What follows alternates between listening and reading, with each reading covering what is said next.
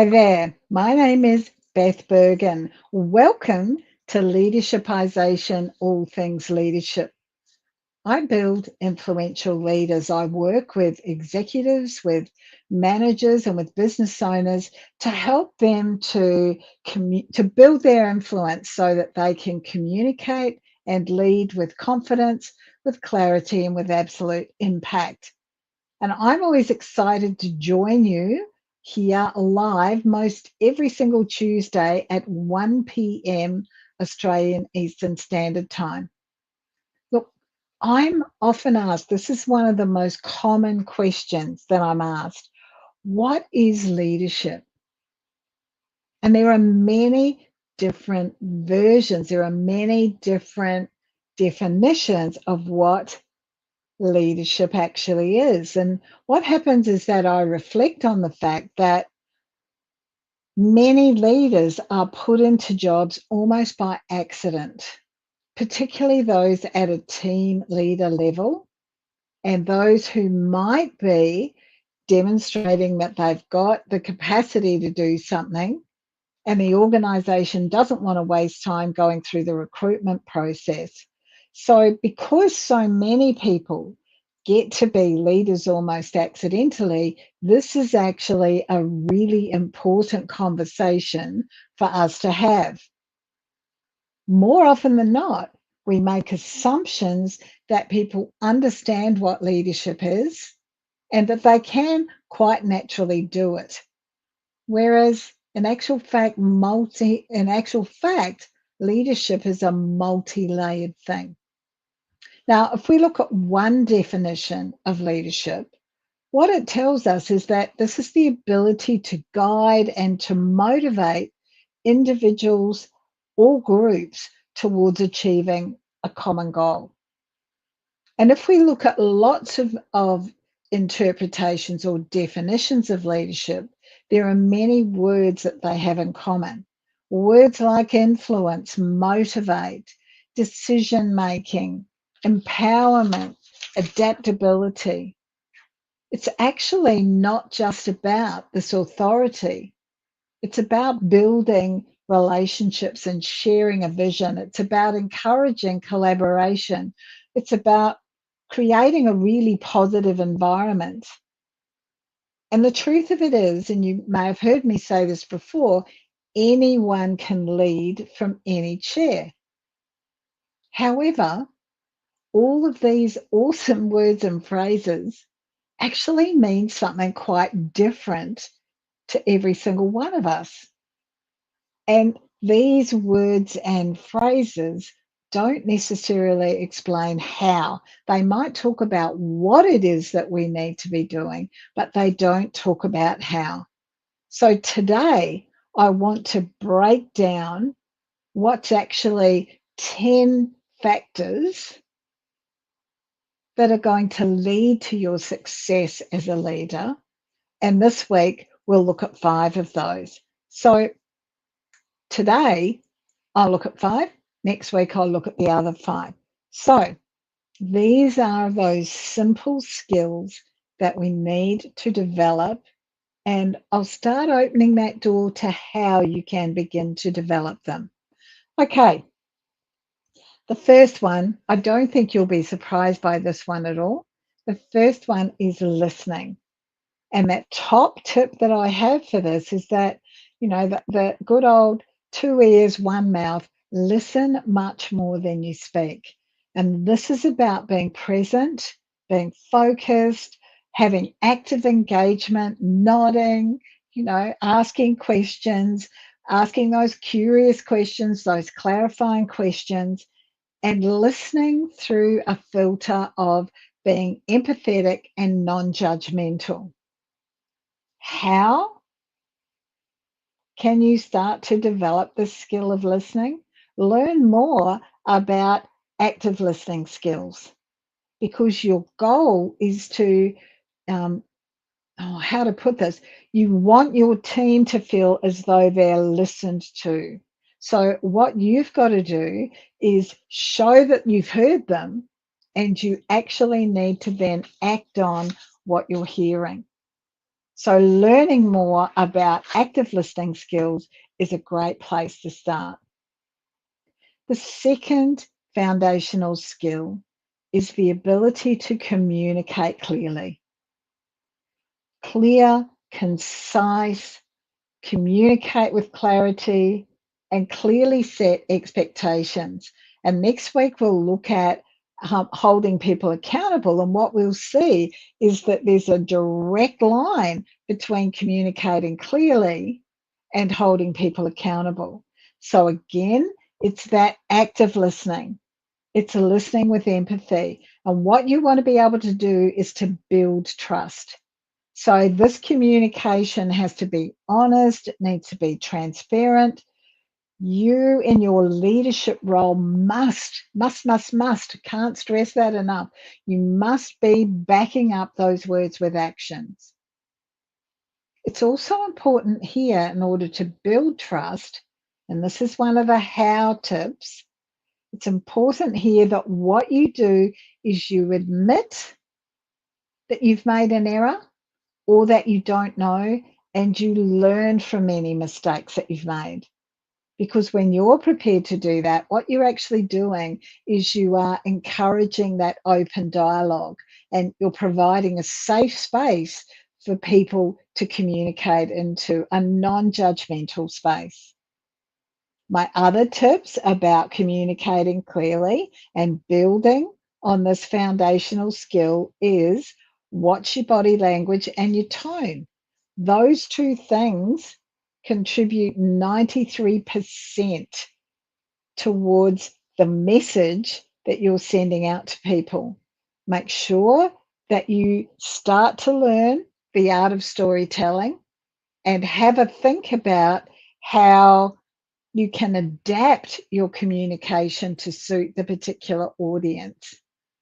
Now, the key here is it might be that you have an audience of one. Audience doesn't mean 100 people or even 20 people sitting in a room. It doesn't only mean that. You may have an audience of one. So it's important that you adapt to whatever and whoever your audience is. Okay? The third thing I want to look at today is making decisions. Now, I know from my coaching clients that this is an absolute bugbear. It is really important that you make your decisions in a timely fashion, because no decision is actually a decision. What you're doing is deciding not to make a decision. And in a large organization, that can hold so much up. And some people cannot do their job while that decision is sitting on your desk waiting to be made or waiting to be signed off. You know, the really interesting thing about decisions is that you can always make another one. So if you make a decision and you can see pretty early that it isn't going to work out, what you do is you change it. You make another decision, and that will work really well for you. What do you need to do? How are you going to increase or build your skill in making decisions? Well, define the program, I was going to say, define the problem and think about what is your desired outcome. Gather the information or the data that you need, and from there, use that to check out what might some alternatives be. Are there some different options that we can apply here? Set some kind of a deadline so that if you're gathering information from other people, they're really clear about where those deadlines are. Because if you've got a deadline, you can hold them accountable. And if you've communicated it clearly, then there are no excuses around that. It's also important to challenge assumptions when you're making a decision and to be curious and ask those questions that we've talked about so often. Trust what your gut's telling you, but be prepared to just push a little bit and find out what might be those other alternatives. Think about your personal and the organizational values in terms of making the decision so that you can be really sure that the decision is one that personally and organizationally you're going to feel comfortable with. Learn from your mistakes and trust yourself, as I said before. Just be prepared to trust that you've got this, that instinctively you know whether now is the right time to make this decision and whether the decision that you're making is the right one to make. Many of the clients that I deal with in my coaching acknowledge that they can often be the bottleneck, that everybody else can be working away busily, and if it has to come through them and they're not on top of things, it holds the productivity of the whole organization up, of the whole business up. So be prepared to continue to develop your skills in that area. Number 4, this one kind of seemed a little bit out of step with the 3 that we've already looked at, but I've put it here, these next 2 here for a specific reason. Sometimes, in order to build trust with a team, we need to be able to demonstrate that we can give recognition to individual team members. So that's number 4, giving that recognition. Now, I've put it here because it kind of aligns with communicating. It's really important when we're giving recognition, a couple of things. One is ask the individual. Now, you might have seen in an earlier session that I've done about 5 questions that are great questions for you to ask when you're going into a new team or taking up a new leadership role. And one of those questions was all about how would you like me to recognize when you've done great work? For some people, they want the bells and whistles. They want a great big fuss. Others don't. I just want that quiet little word in the ear. So it's really important that you've checked that out, because you would lose trust as a leader if you assume that people want a big fuss and they actually don't. The important thing with recognition is that it's intentional, it's meaningful, and that it's timely. So you don't wait 3 weeks after something has been achieved and then make a fuss about it. The closer to the event that you can be, the better it is. It's also really important to be quite specific when you're giving recognition to a team or to an individual. Be specific about what they've done really well, because you could just say to me, "Oh, Beth, you're awesome." I could then easily say to you, which part, what was it that was best? What was it that you thought was really awesome? So be specific rather than, "Oh, you did a great job." Talk about what the individual did that stood out for you. And as often as possible, personalize it back to their situation. So use the person's name a lot. The sound that most of us love hearing the most is our own name. So the other thing about paying or giving recognition or paying a compliment is that often we forget that there was a lot of effort along the way. Whether you've got the full result or not, make sure that what you're doing is acknowledging the effort, that you understand that there've been a lot of late nights worked, that you understand that they've learned from their mistakes and gone back and redone things. So really be prepared to reinforce the positives all the time.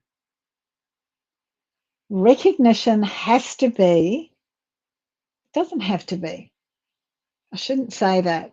I would recommend that recognition is given regularly and that it's quite visible. So it can be really nice to get a handwritten note. It can be really nice to have a face-to-face conversation with someone where you identify what it is that you've observed that they've done so well. And it's about then making sure that if you're doing it regularly and it's visible, and what you're also doing is celebrating milestones, what you're able to do as a leader is to build this recognition into the team culture. And once you've started to do that, it's an awful lot easier to make it fun. So it doesn't always have to be really, really serious. You can bring that humor into the team as well, which all helps with the culture that we're talking about. Okay, number 5 and the final one for today is kind of aligned to number 4. This is all about supporting growth. This is supporting growth of the team as a whole, but particularly of individuals in that team. So again, in the 5 questions that we looked at when you're joining or taking over a new team, what's great for you to do is to ask them, what are some things that you want to be able to achieve and how can we help you to do that? So make sure that you've got that clear communication around that and you've been prepared to ask those questions. If you want those questions, make a note on the platform that you're watching this on, ask us and we'll send them out to you. I want you to also think about offering opportunities for training, for mentoring, and for skill development, because they are the things that help to support the growth. It's also useful to give people opportunities to act in roles to build their skills. So if they can act higher up in a role, then that's really useful. And it gives you a chance to observe what they would be like in that role. Help people to learn to address any challenges that they might have. Again, that's supporting their growth. Make sure that you're leading by example and that you're prepared to celebrate their success so that we can see what's happening, and also to be that you're adaptable enough as a leader so that you are recognizing the differences between the individuals. They are likely to be different ages. They're likely to come from different cultural backgrounds. They're likely to have different work experience that they bring with them. And when we have a mix of all of those people together, that's when we have a real diversity. And as a leader, it's about encouraging that diversity to shine. Great way to start encouraging it to shine is by recognizing that there are a whole lot of different individuals here. It's also important to establish a growth mindset so that what you're doing is letting people know that here we want you to grow. We want you to be challenged. We want you to have those stretch assignments, those projects that you're putting your hand up for. I'm going to create, as a leader, a space for you to grow. I'm going to support you in that growth, but you have to be prepared to say, yep, I'd like to have a go at acting at that. Yes, I'll take lead in that project or whatever. Yeah. So those are the first 5. Recognize that leadership takes deliberate action on your part. Deliberate action on your part. And it's a real deliberate decision to continue to grow your leadership skills. So we've covered 5 of those foundational skills here. And next week, we'll cover 5 more. Thank you so much. If you've got questions and comments, pop them on the platform that you're watching this on. And if you're watching a replay, love it if you would tag #replay.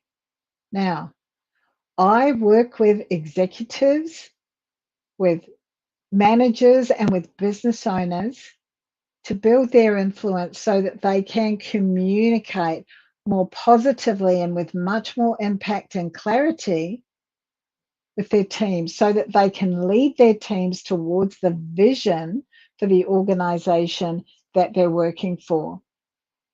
I run a number of different programs, long-term individual coaching programs, but also shorter workshops, shorter 30-day group workshops, or I've just launched as an introduction to Beth and the way that I work, a 4-hour workshop that looks at who are you as a leader and how do we get your authority, how do we stamp your authority, how do we get your presence happening, and what can you do to become more visible, not only in your team, but also in your organization.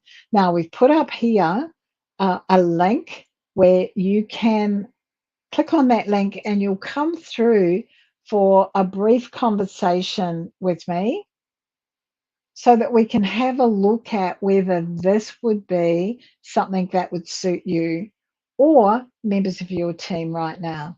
Please reach out. Happy to assist in any way I can. In the meantime, thank you for joining me for Leadershipisation, all things leadership, and I will see you here next Tuesday, 1 p.m. Australian Eastern Standard Time. Bye now.